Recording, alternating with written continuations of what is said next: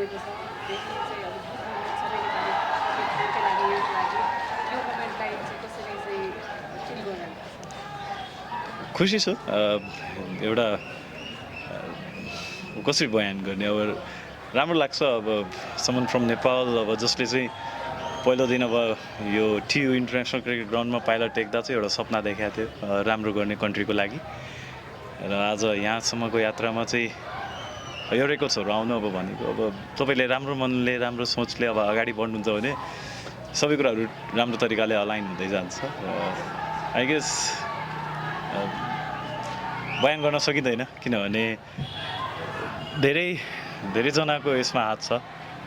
टिममेट्सहरूदेखि supporting staff जतिले पनि सहयोग गर्नुभएको छ, plus family, all the well wishers, तपाईँहरू सबैजना होइन। एकदम खुसी लाग्छ यो जर्नीको पार्टमा सबैजनालाई समेटेर अगाडि बढ्न सकेँ र यो रेकर्ड चाहिँ भएको छ। अब होपफुली आउने समयमा अझै राम्रो गर्न सकौँ।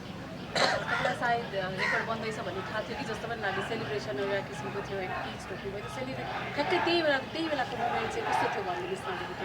होइन, त्यो रेकर्ड भन्दा पनि त्यो बेलामा त्यो विकेट चाहिँ एकदम इम्पोर्टेन्ट पनि थियो। अब सुन्न सुगन्ध भनौँ न, त्यो त्यस्तो भयो। अब त्यति बेला त्यो रेकर्ड पनि भइहाल्यो, तर मेन चाहिँ अब उहाँहरूको तर्फबाट खेलिराखेको बेलामा आजको कन्डिसनमा ब्रेन्डन म्याकमिलनले एकदमै राम्रो ब्याटिङ गरिराख्नु भएको थियो। सो त्यो विकेट लिन पाउनु र साथै अब त्यो रेकर्ड पनि हुनु भनेको अब स्वाभाविक कुरा हो, जसलाई पनि एकदम खुसी लाग्छ। तपाईँले आफ्नो कन्ट्रीको लागि केही गर्न सक्नुहुन्छ भने एकदम खुसी नै हुन्छ, जसलाई पनि हुन्छ। And then lot of credit goes to जति पनि टिममेट्सहरू हुनुहुन्छ हाम्रो सबैजनाहरूलाई, किनभने अब जुन साथ पाइरहेको छु, जुन एकाअर्काप्रतिको हाम्रो माया, सद्भाव, सम्मान छ, जुन भावनाहरू हामी एकाअर्काको लागि राख्छौँ, त्यो चाहिँ एकदम उच्च भनौँ न उच्च स्तरको छ हाम्रो टिमभित्र। र सायद त्यसैको पनि एउटा कारण होला कि हामी अहिले पछिल्लो केही समयमा राम्रो गरिरहेको छौँ। 100 विकेटको रेकर्ड पनि वर्ल्ड रेकर्ड तपाईँकै नाममा छ फर्स्ट होइन, 150 पनि भयो, 200 को लागि चाहिँ हामी एक्सपेक्ट गरेको छौँ। तपाईँको चाहिँ के छ? अफकोर्स अब त्यो पनि हामी ट्राई गरौँला होइन। अब तपाईँहरूको साथ माया आशीर्वाद चाहिएको छ। अब सकेसम्म राम्रो होस्, अब जो पनि होस्, नेपाली प्लेयर होस् भन्ने जस्तो लाग्छ मलाई है। त्यसमा चाहिँ अब नेपाली प्लेयरले नै राम्रो गरोस्, नेपालले राम्रो गरोस् भन्ने हो। सँगै तपाईँको रेकर्ड बनिरहँदाखेरि चाहिँ तपाईँको जुन पर्फर्मेन्स अहिले योभन्दा अगाडिको सिरिजमा होइन, जुन किसिमको बलिङ तपाईँले गर्नुहुन्छ, जुन किसिमको फर्ममा हुनुहुन्छ, आफ्नो पर्फर्मेन्सको बारेमा चाहिँ जसले गर्दाखेरि चाहिँ अब आज हामी 5औं स्थानमा पनि पुगेका छौँ होइन, त्यसमा आफ्नो पर्फर्मेन्सलाई चाहिँ कसरी लिइरहनु? I've been given a plan, अब त्यो प्लान फलो गरिरहेको छु। अब सकेसम्म टिमको राम्रोको हितमा के गर्न सकिन्छ भन्ने हो। अब कोचहरूले अनि के भन्छ सबै टिम मेम्बर्सहरूले चाहिँ आफ्नो तर्फबाट सक्दो राम्रो गरिराख्नु भएको छ। सो अर्को एन्डबाट पनि मलाई हेल्प हुन्छ, अनि त्यसको चाहिँ मैले भरपुर फाइदा उठाउन खोजिरहेको छु। एन्ड समटाइम मोमेन्ट्सहरू, क्रुसियल मोमेन्ट्सहरू चाहिँ तलमाथि हुँदा पनि अब as a senior bowler, as a bowling leader चाहिँ यो टिमको मैले धेरै कुराहरू चाहिँ म माथि डिपेन्ड पनि गर्छ। नगरे तापनि मैले डिपेन्ड गराए जस्तो गर्छु, फिल गर्छु, किनभने एउटा जिम्मेवारी हुन्छ। तपाईँले यति लामो समय खेलिसकेपछि, अब सोम दाई हुनुहुन्छ, करण दाई हुनुहुन्छ, उहाँहरू अब वर्षौँदेखि खेलिराख्नु भएको छ, उहाँहरूले आफ्नो एक्सपिरियन्सहरू लगाइराख्नुहुन्छ। सो अब सकेसम्म जति पनि हुन्छ राम्रो गर्ने प्रयासमा छौँ। यो सिरिज, लास्ट सिरिज र अब आउने जति पनि सिरिज हुन्छ, जस्तो अहिलेसम्मको पर्फर्मेन्स भइरहेको छ त्यसलाई चाहिँ कन्टिन्युटी दिन चाहन्छु। जस्तो एउटा प्रश्न चाहिँ इशान पाण्डेले डेब्यू गर्नुभएको पछि तपाईँकै क्याप्टेन्सीमा खेलिरहनु भएको छ डोमेस्टिक क्रिकेटमा, यहाँ आएर पनि हेर्दाखेरि चाहिँ त्यो एकदम काम देखिरहनु भएको छ। उहाँको इनिङ्सलाई, यो दुईवटा गीतलाई चाहिँ कसरी बयान गर्नुहुन्छ? एकदम राम्रो, उत्कृष्ट, किनभने त्यो यति वर्षौँको एउटा पेसेन्स राखेर अब कति प्लेयरहरूलाई चाहिँ इमोसनल हुन्छ यो समयमा, यो ठाउँमा आएर खेल्न पाउँदा, स्पेसली अब होम क्राउडको अगाडि।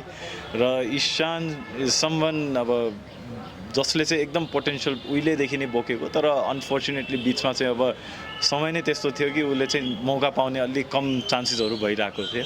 र आज चाहिँ अस्ति पनि अब फिनिस गरेर आउनु म्याच, आज पनि आई विश पर्सनली, अब मेरो पनि विश हुन्छ कि उसले फिनिस गरेर आएको भए अझै राम्रो हुन्थ्यो। तर पनि उसले जुन कन्ट्रिब्युसन गरेको छ आफ्नो तर्फबाट एकदम सराहनीय छ, राम्रो छ।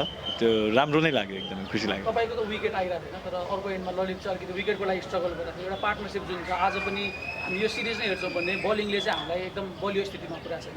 ललितले त्यो विकेट पाइरहँदाखेरि चाहिँ तपाईँ पनि एकदम खुसी देखिनु भएको थियो, त्यो अलिकति अब स्वाभाविक कुरा हो खुसी हुने त होइन आफ्नो पार्टनर हो अब यति वर्षदेखि हामीसँगै खेलिरहेको छौँ ललित्रमा अब कस्तो हुन्छ भने अब हामीले खेल्ने क्रिकेट र बाहिरबाट हेर्ने क्रिकेटमा जमिन आसमानको फरक हुन्छ उसले विकेट लिए तापनि नलिए तापनि उसले टिमको लागि कसरी कन्ट्रिब्युसन गरिरहेको छ त्यो एकदम एकदम मायने राख्छ त्यो कुराहरूले किनभने कहिलेकाहीँ उसले एक ह्यान्डबाट चाहिँ रन रोकेर मलाई चाहिँ फाइदा पुऱ्याइराखेको हुन्छ अब पहिलाको क्रिकेट जस्तो होइन कि जहाँ चाहिँ तपाईँले 10 ओभरमा 20-25 रन दिएर रोकेर हट्ने हुन्छ अहिले क्रिकेट चेन्ज छ उसले जुन तरिकाले राम्रो गरिरहेको छ विकेट नलिए तापनि हाम्रो कुरा हुन्छ विकेट नलिए तापनि उसले जुन कन्सिस्टेन्ट तरिकाले बोलिङ गरिरहेको छ राम्रो तरिकाले च्यापेर राख्छ एक ह्यान्डबाट आई गेस त्यो एउटा पेसेन्स थियो लास्टको 7-8 गेमको 8-10 गेमको उसले चाहिँ आज त्यो पेसेन्सको त्यो फल पाएको छ जस्तो लाग्छ र राम्रो बोलर हो हामीले कसैले पनि त्यो डाउट गर्नु हुँदैन इट्स जस्ट समटाइम एउटा सानो क्लिक गर्नुपर्ने हुन्छ जुन चाहिँ आज भएको छ एन्ड आम भेरी होपफुल कि यो कन्सिस्टेन्सी उसले राख्छ लिग टेबलको कुरा गर्दा चाहिँ हामीले बटम 2 छोडेका छौँ पहिलोपटक 5औं स्थानमा पनि पुगेका छौँ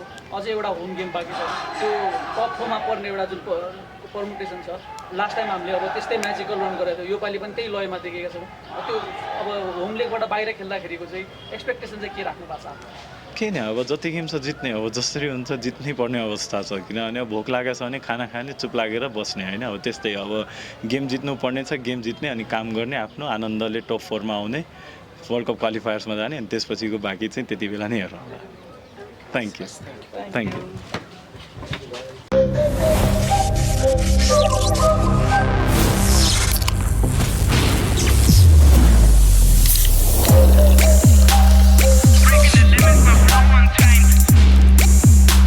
Extreme